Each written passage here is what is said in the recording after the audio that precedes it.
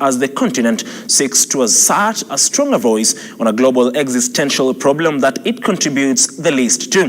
Now, Kenyan President William Ruto's government and the African Union launched the meeting on Monday in the capital, Nairobi, determined to wield more global influence and bring in far more financing and support.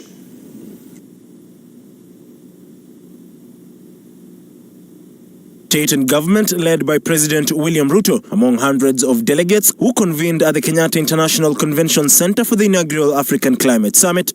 The climate conversation began 31 years ago in 1992 in Rio de Janeiro.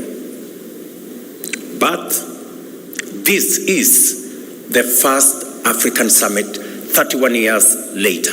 With Africa largely known for crop production, President Ruto lamented the effects of climate change on food production in the continent, thus the need to address matters of climate change. Since 1961, Africa has witnessed a one-third reduction in agricultural productivity due to climate change, a stark reminder of the urgent need for adaptation.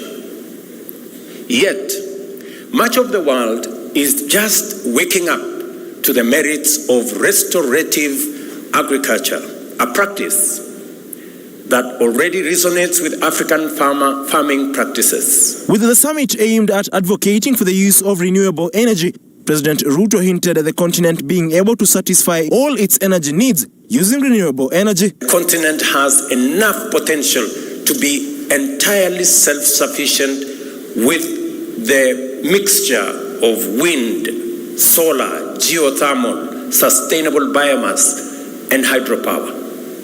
In Africa, we can be a green industrial hub that helps other regions achieve their net zero strategies by 2050. The head of state also took the opportunity to continue to advocate for a fair financial system for African countries. It is not a secret that we are paying at least 5 times as much as advanced economies to borrow from the financial markets.